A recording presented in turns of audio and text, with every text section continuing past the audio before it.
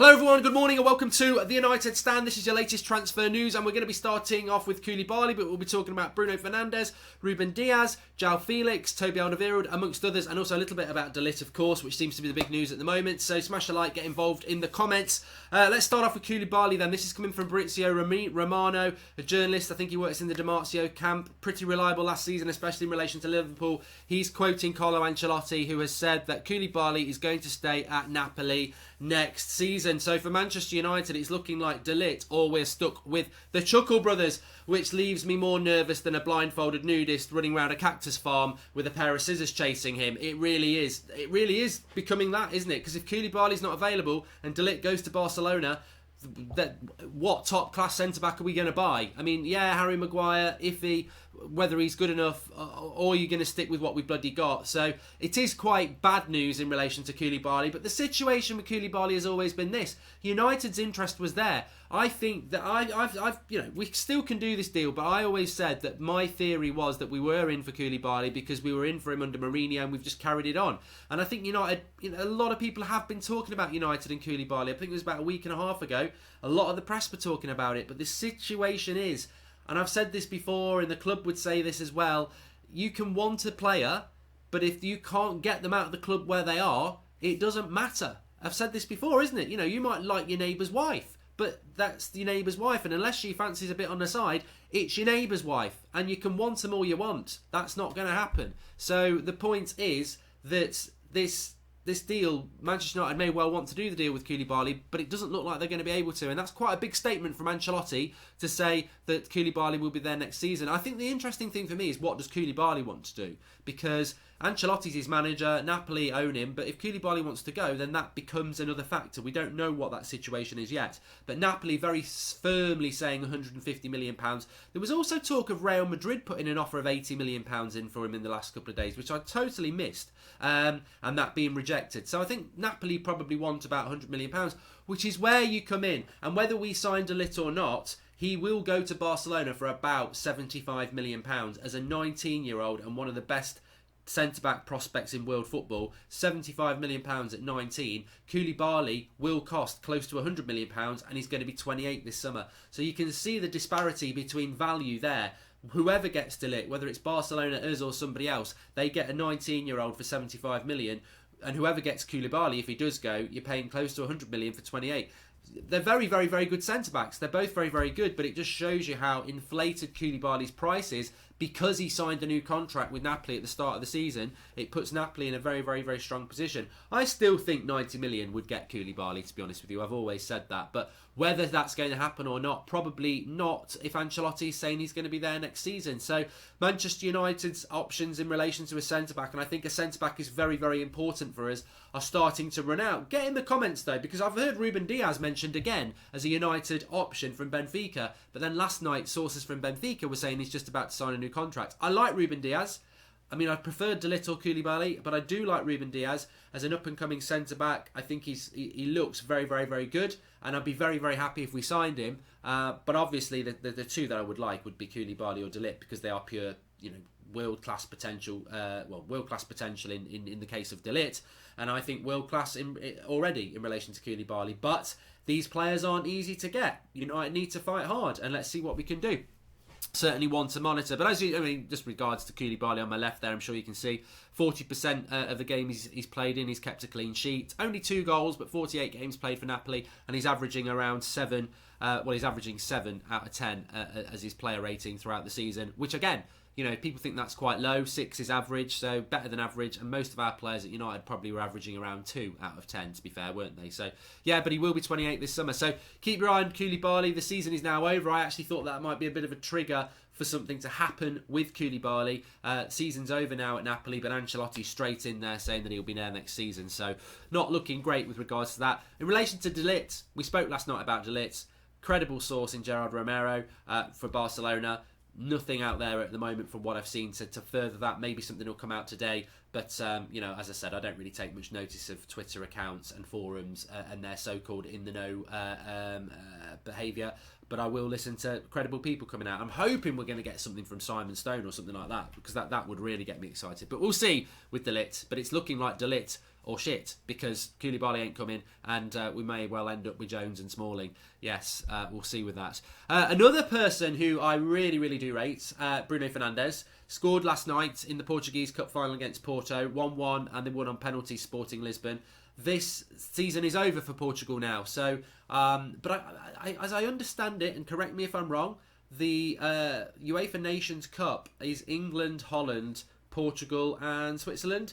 So if that is the case, unfortunately, a lot of the players we're targeting, De Ligt, Holland, Portugal, Bruno Fernandes, they're going to be going straight into international duty very soon. So this week's quite an important week for United, especially in relation to Bruno Fernandes. But he has played his last game of the season now for Lisbon. So will there be any activity around Bruno Fernandes this week? And ultimately, as I said, I firmly believe United are going to get him. I don't want to. No, I've caused the wrong line there. I firmly believe Manchester United want to get Bruno Fernandes. I think that he will definitely be leaving Sporting Lisbon.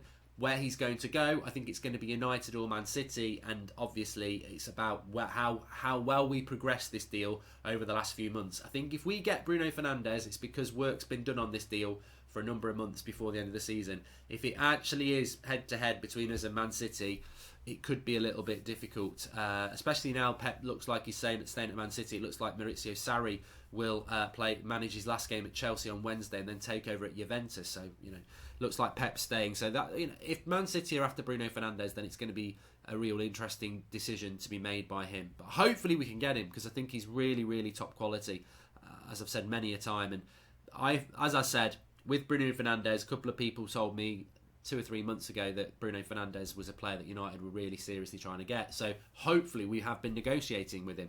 We'll see. Another player in Portugal, João Felix, spoke about him a little bit last night. He didn't actually stay. I got wrong information yesterday. He didn't actually say he's staying at Benfica. What he said is he's happy at Benfica. He didn't say he was staying at Benfica. There is talk of Atletico Madrid wanting him as a replacement for Griezmann. It'd be a very good replacement for Griezmann, because the position that Griezmann plays, and if United sign Griezmann, he'll sell a lot of shirts, etc., etc. But the problem with Griezmann, the problem with João Felix, is when you look at United traditionally and under Ollie, where does that false 9 central attacking player who's not a traditional number 9, all action, hold up play, where do you find a place for Griezmann or João Felix in a Manchester United team without totally changing what our philosophy is? I think João Felix to Atletico Madrid makes total sense, because Griezmann's leaving and he's the perfect replacement because he plays in a very similar position as a sort of false 9 off the striker. So, I don't think United are in for João Felix. I really don't. I don't think he fits into our style of play. And also, he would cost about £100 million, because that's what his release clause is. But again, there is talk of João Felix leaving Benfica, Atletico Madrid, Man City and Manchester United. And let's be honest, some of this news will be fake. I mean, Manchester United are not going to be in for every single player that was supposedly linked to. We will be in for some of them, but we won't be in for all of them. And Manchester United do get used. And I really, really hope that we're not getting used in relation to De Ligt, because we need a top-class centre-back. Really, really desperately need a top-class centre-back. So get in the comments, who would you be going for? If we can't get Koulibaly and De Ligt goes to Barcelona, where do you look then? I like the look of Ruben Diaz at Benfica. I like Harry Maguire. I've always liked Harry Maguire, but I do admit it's a big drop-off from De Ligt and Koulibaly. You're not getting the top-class centre-back, and maybe Diaz at Benfica's got the potential to sort of go to the stages of Koulibaly and De Ligt in his career potential path. I don't know whether Maguire is. I think Maguire's a very good centre-back. I don't think he's got the potential to be a top-class centre-back. And then Alderweireld's interesting. I read something about Alderweireld this morning, actually, that he obviously has that contract whereby in August he's available for £25 million. He's reluctant to sign a contract with Spurs. Maybe after the Champions League final, if they win it, or there is some a vision from Spurs as to what they want to do next season, maybe Alderweireld will stay. But personally, I think Spurs are never going to pay Alderweireld big money, and I think this is where my concern comes in. What do Manchester United do? We pay big money. Even this morning, this talk that we're going to pay De Ligt £350,000 a week. Last night it was £250,000 a week. To me, 250 or 350, it's ridiculous. It's absolutely ridiculous, because you're just damaging your wage structure. We're becoming a club that just pays mercenaries, and if they don't fight for the shirt, you end up with what we had last season, a team of overpaid mercenaries who don't fight for the shirt. So it's all right chucking money at players, but we've got to get the hunger in the shirt back. And I think De Ligt would probably give us that from what I've seen of it at Ajax. But it's the problems his wage would cause to other people who go, I want that money, or I'm going to walk out the door for free. I'm not signing a new contract. So it could cause United a problem. But Alderweireld could look at the situation and go, 25 million you get me for, but I want huge wages. I want 200 grand a week. And he's I think he's 30 or 31 now. So Alderweireld's only going to give you 1 or 2 years max. And that's not what United are meant to be all about under Ollie. We're meant to be a team that's building for the future. We know we can't win the league next year. We know we probably can't win the league the year after that. But in 3 years' time, we want to have a team that's ready. Look at the path Liverpool have gone under Klopp. It's took him 3 years to get a team that's now getting to Champions League finals and nearly winning the Premier League. So we've got to look at that 3-year plan. If you buy Toby Alderweireld, by the time the 3-year plan's ready to come into action, he's touching 33, 34. So, and you're paying him 200 grand a week. So I don't like the Alderweireld signing, but if Koulibaly's unavailable and De Ligt goes to Barcelona, I guarantee we'll get into that race for Alderweireld because he's probably one of the best available at a cheap price. I just worry about the wages we'll give him and his age. So get in the comments about him. He has been linked to Juventus. Juventus love these sort of deals. The Aaron Ramsey's for free. I think they'll go for Rabiot as well because he's free. Alderweireld, £25 million is ridiculously cheap for the quality of centre-back he is. I think he'd do very well in Serie A as well. So Juventus, I think, probably are a likely destination. Italy as well for Alderweireld, but I'd prefer him to go to Juventus than come to us. I think he's still a very good centre-back, but Juventus are a team ready now. They can drop Alderweireld into that team. He makes them instantly better at the back and obviously makes them potentially able to win a Champions League. Alderweireld into our team, it doesn't make sense. People say, oh, you're being a hypocrite. Well, I'm not. Alderweireld into a Juventus team, that team's ready set to win the league and challenge for the Champions League. So he comes in next 2 years, 2 years of Alderweireld at his best in a team that's ready to do things. 2 years of Alderweireld in our team, well, we're not going to be ready to do anything. And then by the time we are, he'll be on the decline into his mid-30s. So that's what I mean about that. It doesn't really make a lot of sense as far as I'm concerned. Ruben Diaz, Real Madrid, Koulibaly, Felix, Bruno, Alderweireld. Yes, that's where we're at. That's where we're at so far. So smash a like on the video, subscribe to the channel if you are new. That's the latest Manchester United transfer news for now. Obviously, we'll go live if anything happens. We'll be back later on. It is the day of the treble anniversary. 20 years since we won the Champions League and the treble. Amazing time. I am actually old enough to remember it. Amazing time. You know, my best moment in football was that. I always say I celebrated the Sheringham goal more, the equaliser, because it was like we were not going to win that game. We didn't deserve to win that game. We didn't play particularly well. And the Sheringham equaliser just absolutely was just an explosion. Absolutely explosive. And obviously the Solskjaer winner was obviously better because it was the winner. But it was so fast after the Sheringham goal. The Sheringham goal was just pure relief. The pure elation from the Solskjaer goal. It was just a brilliant. Horrible for Bayern Munich, but you to win it like that was just absolutely amazing. And then, what a season that was as well. As I said to somebody yesterday, we could have won. The thing that makes that treble winning season so great is that we could easily have won nothing.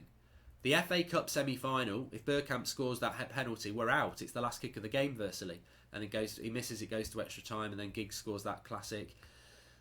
The Premier League race went to the last day. We had to beat Spurs to win the league, and Arsenal dropped some silly points in the last couple of months as well. So Arsenal could have won us the league. Arsenal could have won the double, and then the Bayern Munich game. Bayern Munich probably should have won that game. So we won all three, and we could have not won all three, and that's the beauty of football. So it was such a, for anybody who was too young to remember it or wasn't born, you talk about '68 and the Busby Babes and the great things about our history, but '99 was pretty damn special. It really, really was. And being able to drink at the time was great. So it was fantastic. And I always tell this story. I remember sitting on the beach in Ireland, because that's where I was at the time, and we had a massive party watching the game, and it's about 3 o'clock in the morning, a bottle of whiskey and some big cigars, and we just didn't want to go to sleep because we were like, as soon as we wake up tomorrow, it's not going to feel like this. It's going to feel good, but it's never going to be this good again. And you just wanted to carry on forever and ever. It was fantastic. And but I would say is, it's great to mark it, but where we are as a football club at the moment is a disgrace. And I think everybody in the football club admits that. We're miles away from any sort of success. We're a joke. We're an embarrassment to that side. And also, Roy Keane's not going to be there. And that, to be honest with you, pisses me off. It really does piss me off that Roy Keane's not there, because why are we celebrating something then if we're not going to have Roy Keane there? it's a bit hollow to me. So look, and also what I would say is it's history. It's good to mark history, but the seasons we're having at the moment, I feel like everything we used to take the piss out of when we were successful. Oh, look at Liverpool harking back to their past because they're shit now, and we're doing it. And it's great to celebrate 20 years, but I ain't going to be there like going, yeah, everything's great. Roy Keane's not there. I don't think that. I think that's totally wrong. And also, we're celebrating history, and yeah, let's mark it. But I'm interested in the future. I'm interested about where this football club's going. That's what's more important to me. So there we are. Smash a like on the video. Subscribe if you're new. I shall speak to you all later. Flex is going to be up at the game as well, and I think he's got press access as well, so it should be a really good vlog he's putting up there. Might get a little word with Bex or something like that. But thanks everyone for watching. Get your comments in below. How you feeling about the centre back situation? And I'll speak to you all soon. Thanks for watching.